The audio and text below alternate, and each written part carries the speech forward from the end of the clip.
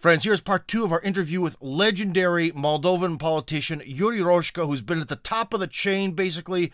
He's seen it all, and from inside the halls of power. And remember, guys, there's a warning on this interview, because his viewpoints are very, very different than what you might be used to. That's kind of the point of doing a program like this, is to hear different views. But some of them you might find really offensive, especially if you like a certain Russian president. So anyways, guys, without further ado, here is our interview, part 2, with Kirby. So essentially the fate of Moldova is really in Russia's hands. More or less. More or less. But my feeling is that our administration is Moldovan, so-called Moldovan state administration, public administration. Our secret service, our prosecutor office, and other structures are totally penetrated by so-called Romanian networks. And we are not talking about Romanian sovereignists, nationalists, traditionalists, Orthodox. We are talking about Atlantis within Romania, about networks which are coordinated from abroad, not from Bucharest. This is a problem for us. We are only object of geopolitics of Western powers. This is our problem. And it's a very delicate situation, very delicate, very explosive situation in Moldova. I am looking forward to understand deeper which kind of operation is now organized for our Orthodox Church. It's the same story like in Ukraine. You have to know, we have two Orthodox metropoly. One metropoly, Moldovan metropoly. We can say in English metropoly? I think it's like metropolitan or something. Metropolitan. Yeah. I don't know exactly. We're talking about Orthodox Church, yeah? Yeah. And part of one metropolitan is part of Russian Patriarchate. Another part is Romanian Patriarchate. Oh boy. Yeah.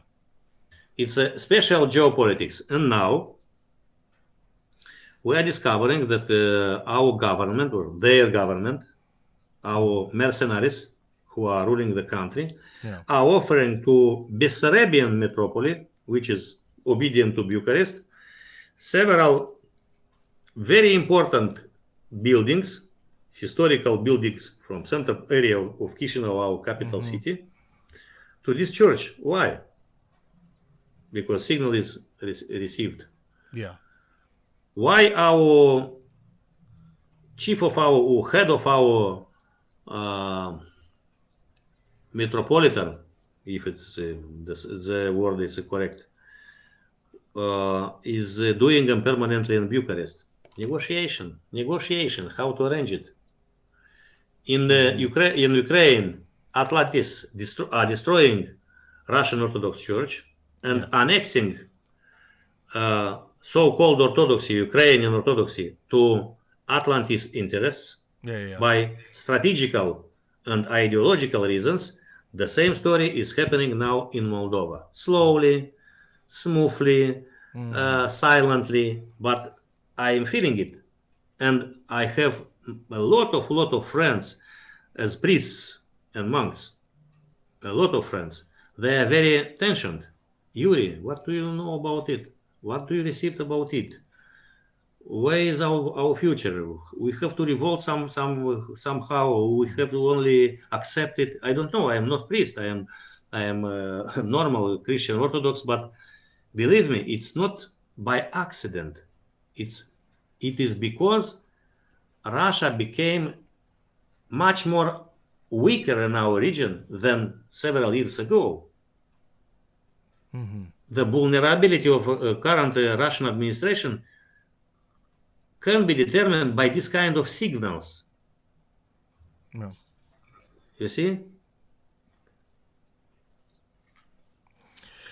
Well, I don't know. I think that might be where we might have to kind of call this one, because that is That is very disheartening, but that's, I think, the way you kind of see it to be true there. I think we covered all the topics that I really wanted to cover with you today. One thing you told me that was very interesting was you mentioned that you said that Alexander Dugin is a genius, but a terrible propagandist, is what you told me. As a huge Dugin fan, and a lot of people who listen are Dugin fans, what did you mean by that? First of all, Dugin is a friend of mine. During many, many years, I told to you I translated 4 books. Four.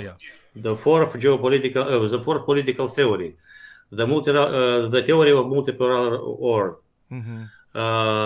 Eurasian vision, international relations. I translated dozens of his articles. We organized many, many public meetings here in Chisinau and Bucharest. I published by my money, by my personal effort, financially not only, his books.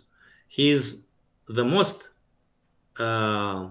important Russian academic figure who is very, very popular in different countries, in Turkey or in Japan, in Latin America. It's absolutely... I was very, very close friend of Dasha. I have excellent relations with Natalia Milentьeva, with his wife. I'm very close to this philosopher and this person. He is very strong Christian believer, not only thinker, not only philosopher. He is real, honest, Orthodox believer. But in my opinion, we have to differentiate his academical activity, like thinker, like sociologist, like expert in geopolitics, and his journalistic or publicistic activity. I am following his Telegram channel every single day, and it's about temperament. It's about strategy of communication. It's not about difference of vision. In his vision, Putin is also right. Putin is also champion. All entourage are traitors. All people from administration are bad guys, and only Putin is brilliant guys. I believe his argument is that throughout Russian history, the emperor and the people are good. I know. Are bad. I am not criticizing him. My style. No. I'm just saying that's the way in his books he sort of lays out the way Russian history tends to work. Is that in a lot of ways it's the battle of the emperor and the people against the elite. But I am following about 10 or 15 very important intellectuals from Russia, different articles and videos and so on. And I am seeing how strong and how direct is way of talking of others, and how delicate is Professor Dugin. It's not a critical opinion. It's just only my perception.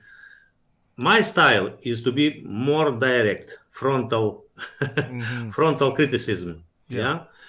And who is right and who is wrong, it's not about our academical envergadure, our philosophical contribution. It's about political feeling. In several weeks or months, we will see if Dugin was right or wrong. As attitude to главнокомандующий, of head of state.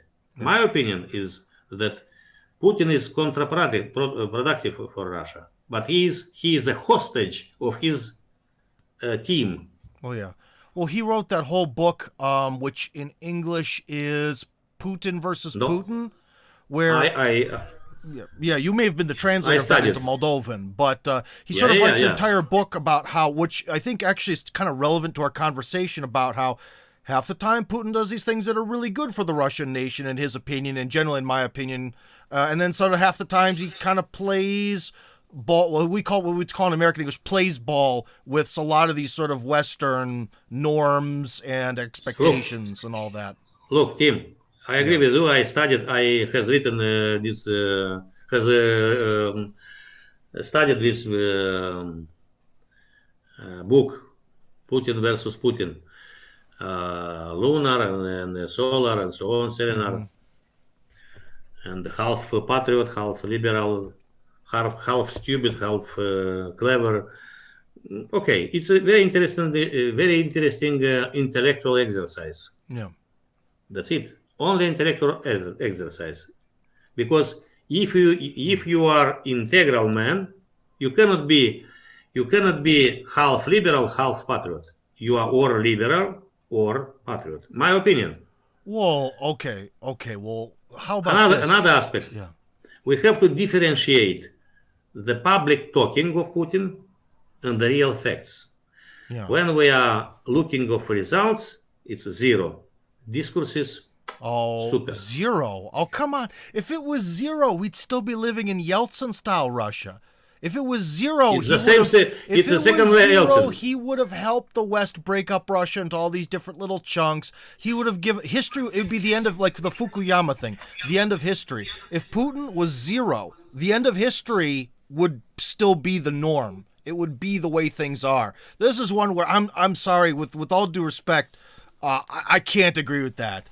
It's not necessary to agree with me. No, we can disagree pleasantly, no problem. Yeah. Well, that's why I said respectfully, because I respect your opinion. But I'm going to say that I don't know. I think the evidence. I like Putin. I like Putin's discourses for some of them, which are probably written by Dugin or others like Dugin.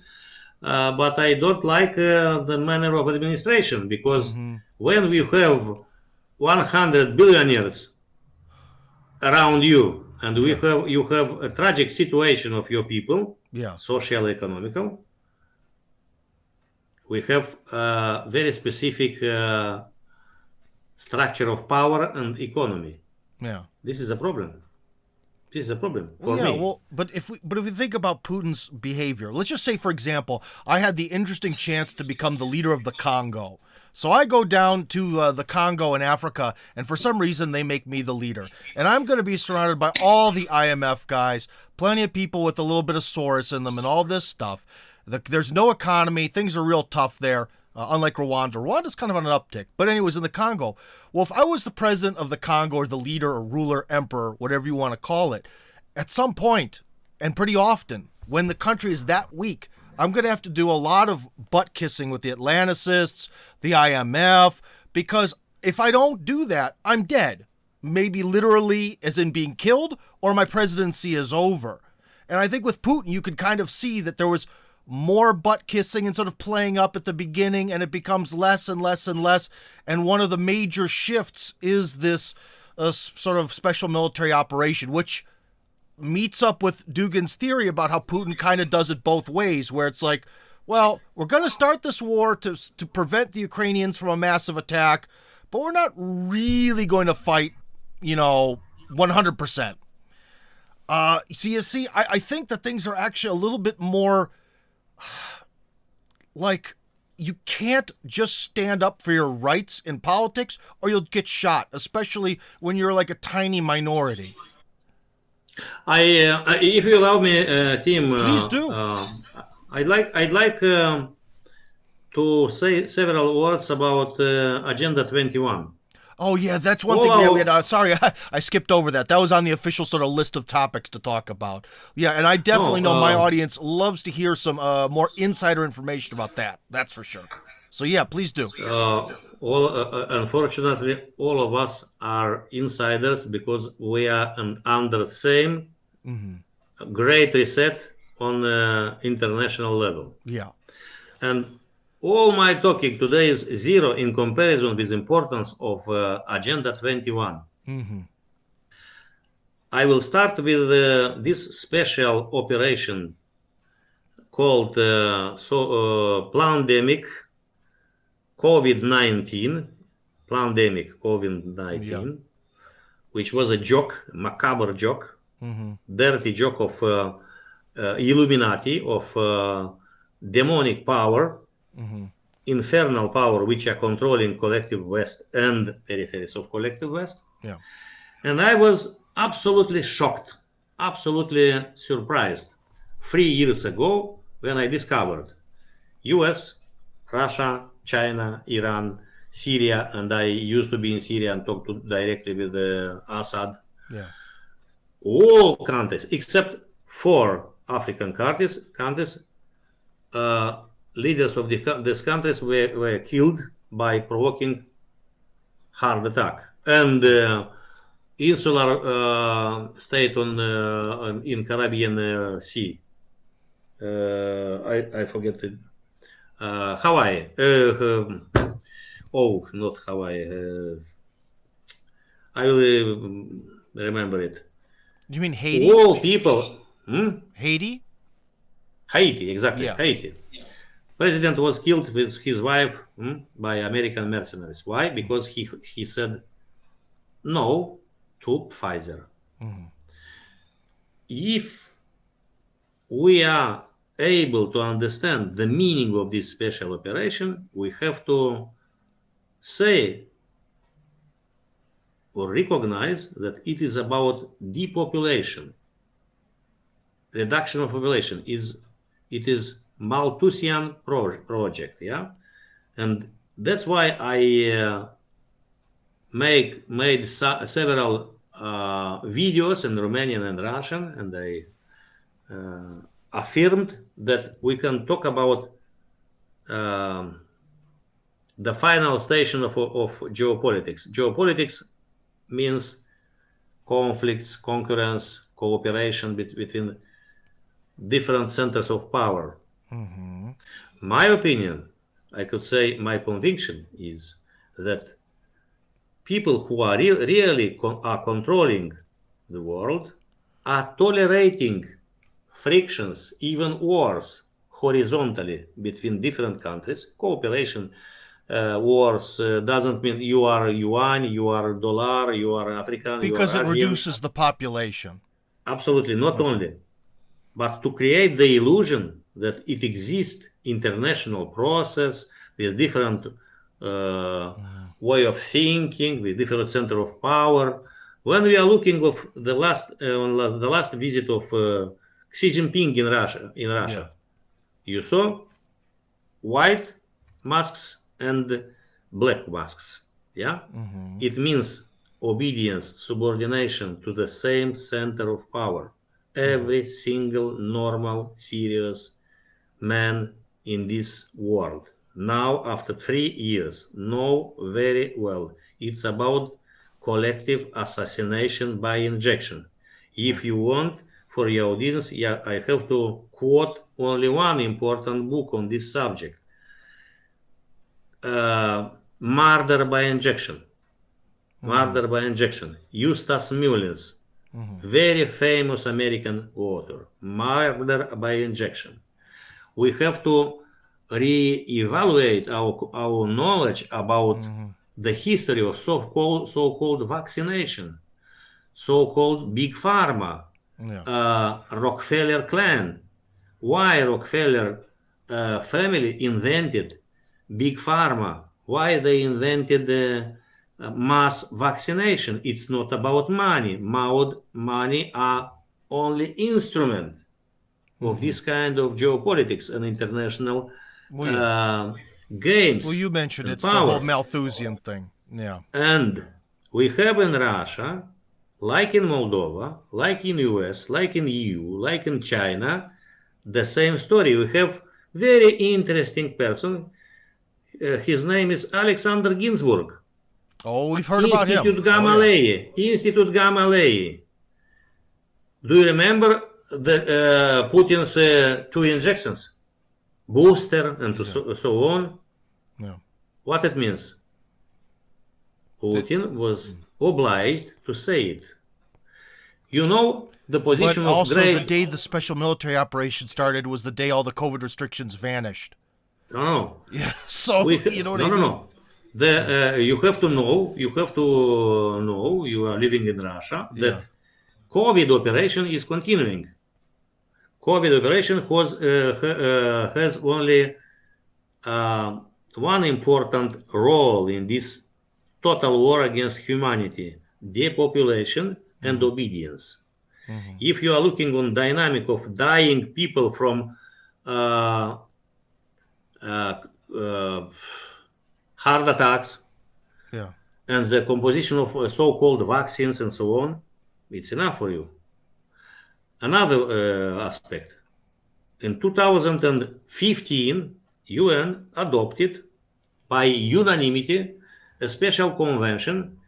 The name is the Agenda 2030. Yeah. Another name is Agenda 21. Yeah. I will quote only one book for you as American. Rosa Coire, Agenda 21. The green mask of Agenda 21. Mm-hmm. This lady now is passed away several years ago. Absolutely crucial book to understand what it means. Now, when we are looking at the international game, we are looking at contradictions, at commercial wars, or cooperation, or alliances, or conflicts, but we are not necessarily able to see big picture and to understand. We have digitalization, total digitalization, in Russia, in China, in US, in EU, everywhere. We have the plan of cashless society, and we are talking about the end of freedom. Mm-hmm. In Russia, State Duma adopted all normative acts and laws. This year, in 2023, Russia will start to implement, thanks to Madame Nabiulina and Putin's administration, cashless society, ruble only digital. In US, the same story. In but they also China, plans that they're going to print more money. But anyways, yeah. No. You will see if you survive. Yeah. If I will survive, I will see. If not, no. Others will see. Mm-hmm. Digitalization. When we are talking about 5G, about what we are talking? We are talking about instrument of mass destruction. We are talking about a very specific instrument to kill and to manipulate the mind of people. Mm-hmm. It's absolutely obvious. You have to dedicate 2 hours, it's enough, or 1 hour, to check it by internet. We have enough materials. Yeah. When we are talking about so-called smart cities, 15 minutes cities. Minute cities, yeah. It's available in all countries which are apparently in conflicts. Mm-hmm. Another aspect, you can check it. The relation between mad person Klaus Schwab, the old man who is chief of World Economic Forum, and Mr. Putin. 4 years ago, but his book, The Fourth Industrial Revolution, was printed for the first time in 2016. Mm-hmm. And he offered his book to Mr. Putin. Mr. Putin, Monsieur Schwab, merci beaucoup. I am happy to receive this book. We are following your precious indications, and so on. In 2020... Yeah, but they always accept gifts from other... Excuse me. It's just by default. It doesn't mean anything. Listen to me. Tim, don't be so sure about your deep understanding of real situation in Russia and the world. Okay. Because you have many informations, but it is not knowledge necessary. It is information. Analysis, it's another... Excuse me. All right. I am talking about Agenda 21. If you will take Agenda 21, this convention, international convention, and will check every single point, you will discover every single country in the world is very obedient to the same international agenda, which is imposed throughout United Nations, economically throughout WTO, medically throughout World Health Organization. Yeah. Why Russia today is following all indications of World Health Organization? Do you know that this organization was created by David Rockefeller in 1948? Well, anything created by the UN is going to be very skeptical. But I don't know about every And recommendation. and when we are talking about artificial intelligence, Yeah. when you are talking about the fourth industrial revolution, when we are talking about all these aspects, you have to summarize this information and look at situation in Russia, in Ukraine. In the difference is concerning Russia, the prohibition of gay propaganda. That's it. That's it. All other elements, including feminism, is present in Russian political, feminism economical. is a leftover of the Soviet Union. I agree. But feminism it's also is not part being of Soviet particularly civilization. propagated. I would say it's actually more on the decline, to be honest. And the whole thing, too, well, where are the 15-minute cities in Russia? I can see what you're saying about the digital money. That is true. That is true. But when it comes to like the whole 15-minute cities thing, Yeah, you know this. hold on. One of the main things about why the justification for all of this is that essentially we're going to get to the Malthusian nightmare where either the world gets too hot, we can't come back, or there's too many people and we can't feed everyone and humanity dies out and all this, that, and that. But in Russia, none of that exists. There is no climate agenda. There is no worry about the future in terms of energy or food. That doesn't exist. Really? No. Do you know this name, Chubais? Of course. Everyone does.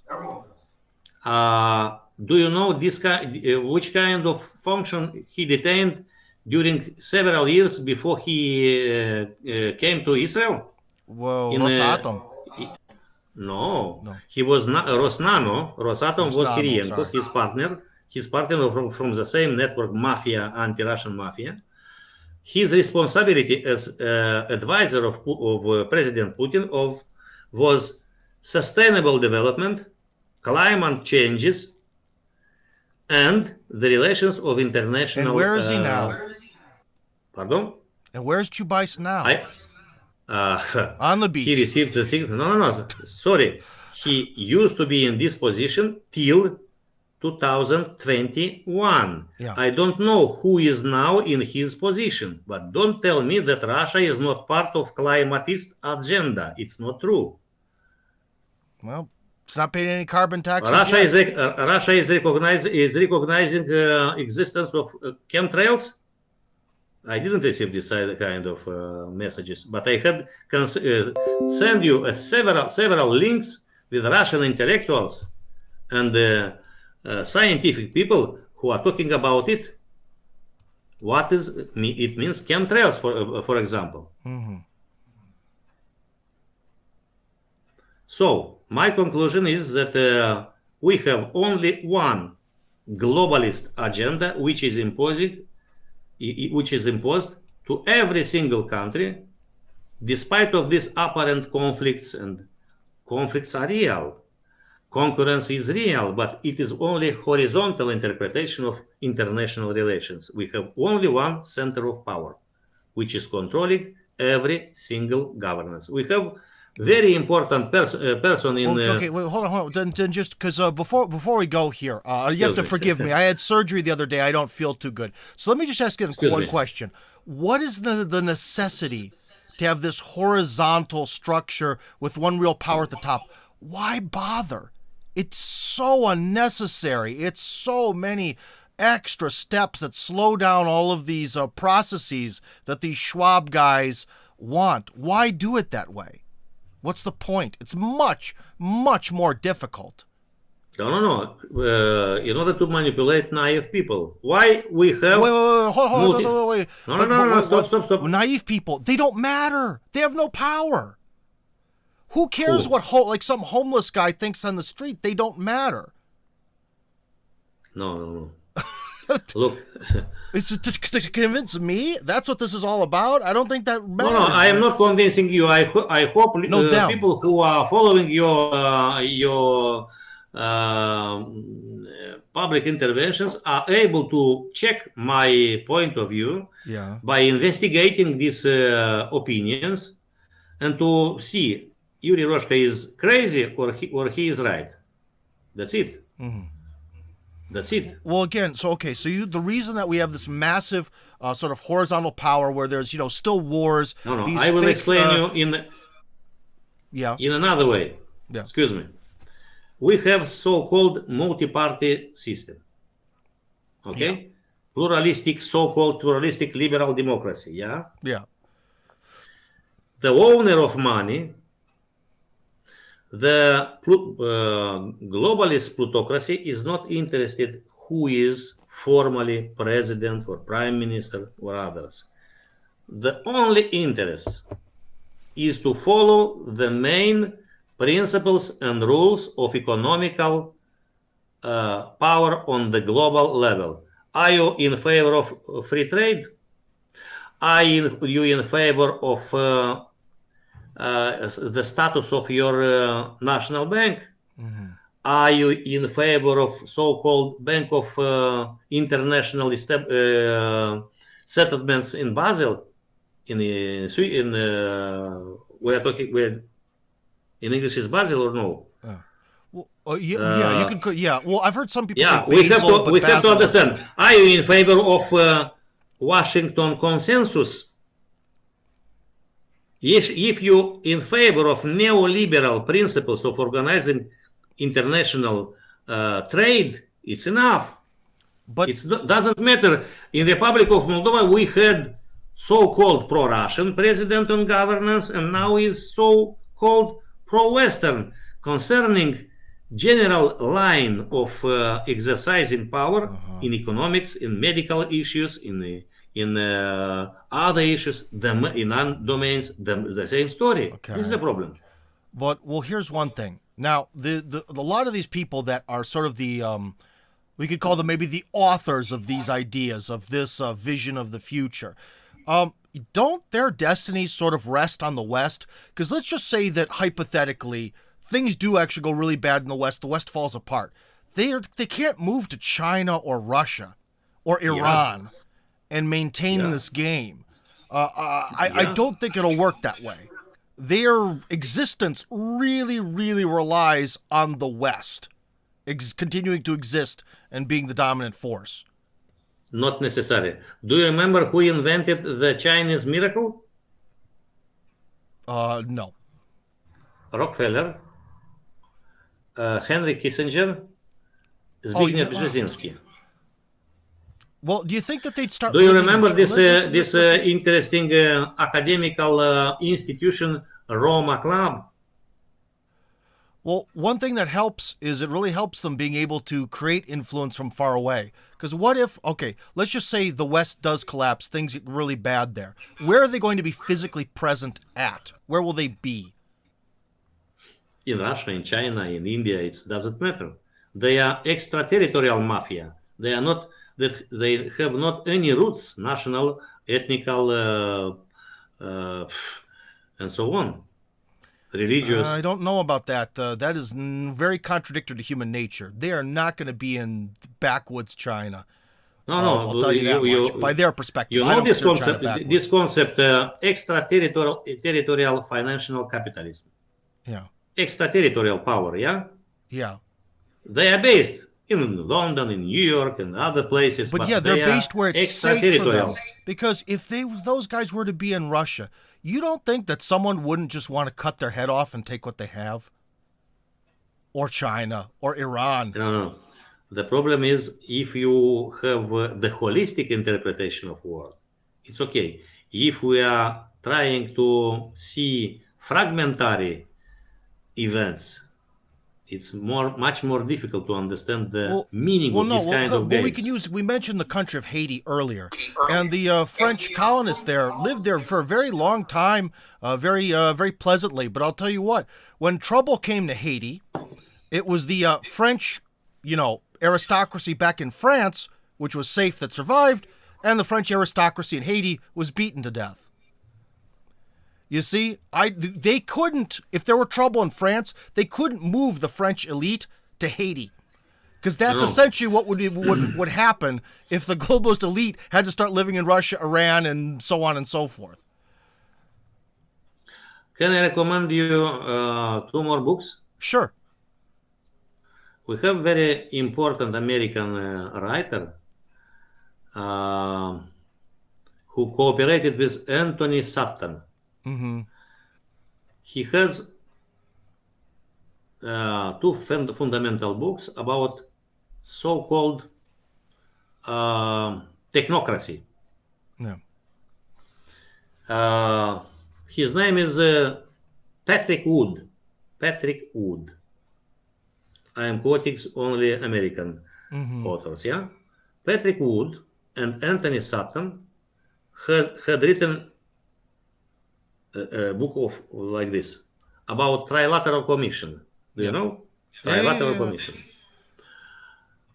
After that, Patrick Wood, who is very active in the internet, you can follow his site, has written two books, fundamental, about technocracy. Technocracy is not an ideological or local or regional phenomenon. It's the last form of global dictatorship. Now we have only 2 or 3 steps before it will become a nightmare for whole globe.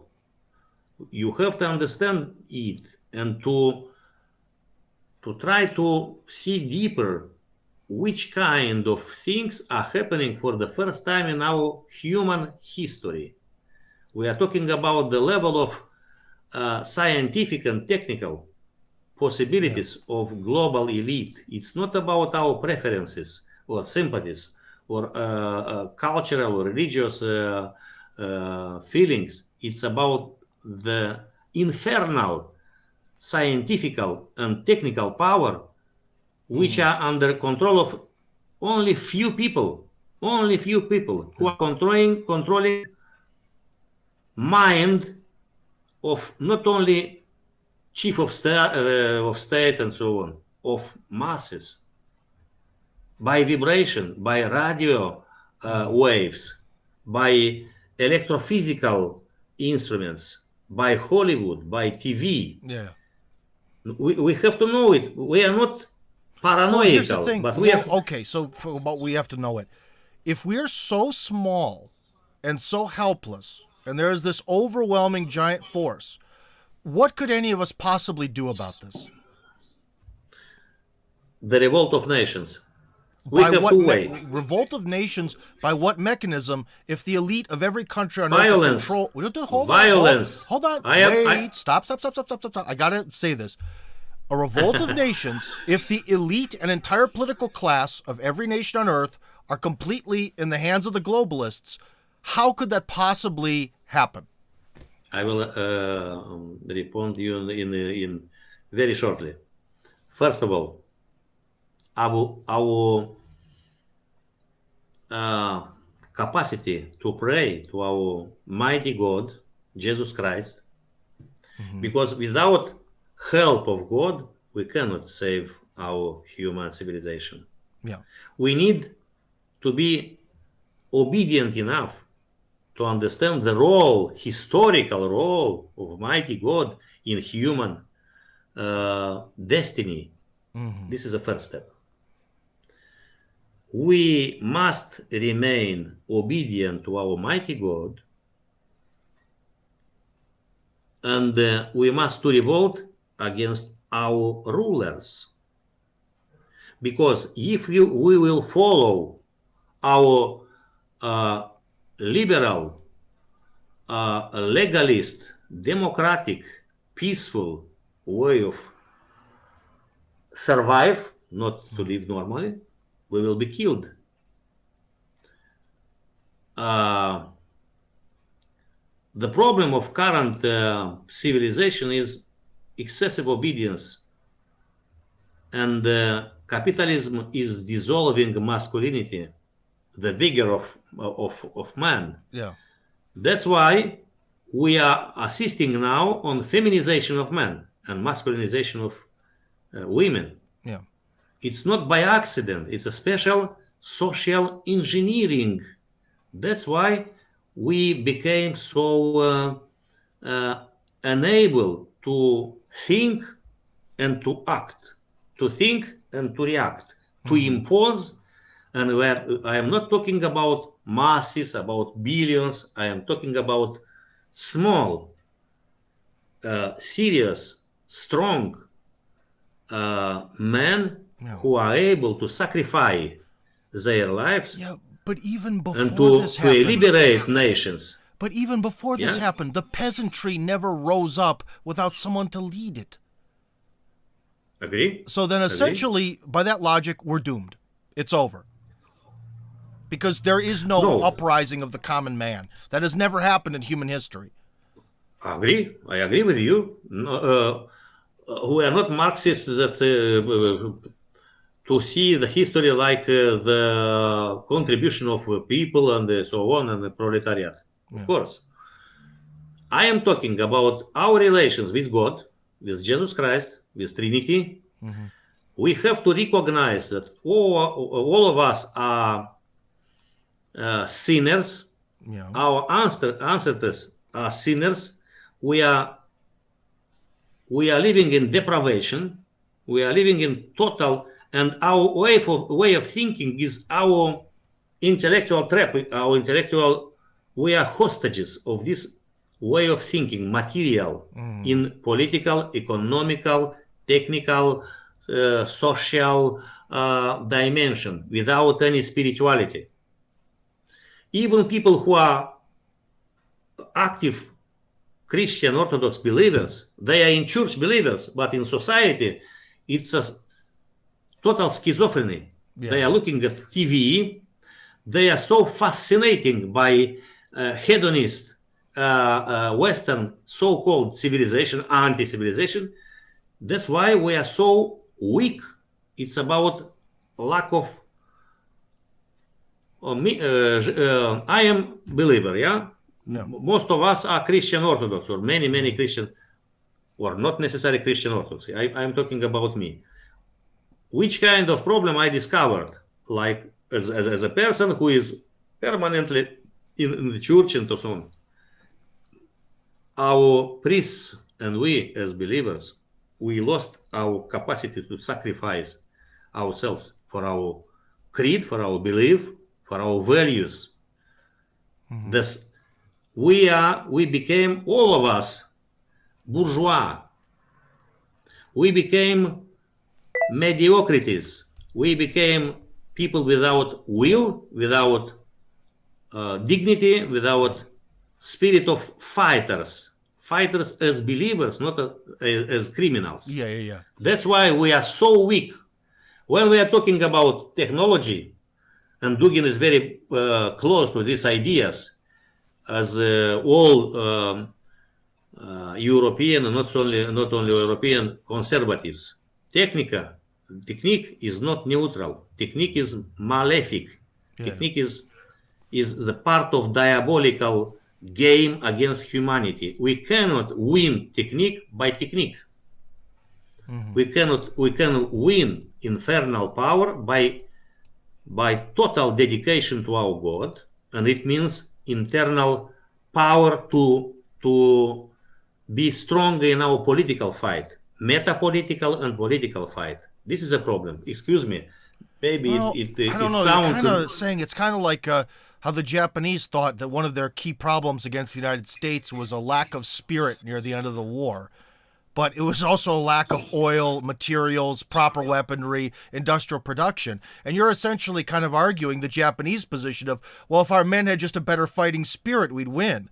And I don't quite think that that's the case. No, not only. But we have to agree. Firstly, spirit. And after that, material instruments to fight and to win. But without strong spirit, we cannot fight. Well, maybe we can agree on something. If a lot of the people who are more in the global elite somehow woke up to the message of Orthodox Christianity, there wouldn't be an Agenda 21. So maybe in that sense. But I think that that's maybe more targeting a certain group of people with certain types of information. But I don't think commoners are really going to change that much. But anyways, Yuri Roshka, excuse me. Thank you very much for being with us. Again, former... Excuse me for this very scandalous manner of talking. No. Well, actually, this is kind of cool because we're going to get to cut up the interview, I think, into 3 pieces. We've been going for a while, so that's cool. More content. Anyways, guys, thank you very much for watching throughout these 3 parts, and thank you very much for your time. I understand as the former Deputy Prime Minister and Vice President of the Moldovan Parliament, you're really top on the ladder, and you've gotten to see, you've probably had the chance to really look into the eyes of evil and into the eyes of Agenda 21. So thank you very much for your insight, and perhaps I've been wrong this whole time. Anyways, take care, friends. Thank you. Talk to you soon. Good luck. God bless you. So anyways, guys, if you enjoyed this video and you like the opinions coming out of my big fat mouth, then join up on my Telegram channel. That's Tim Kirby Hardcore on Telegram. Link, of course, in the description.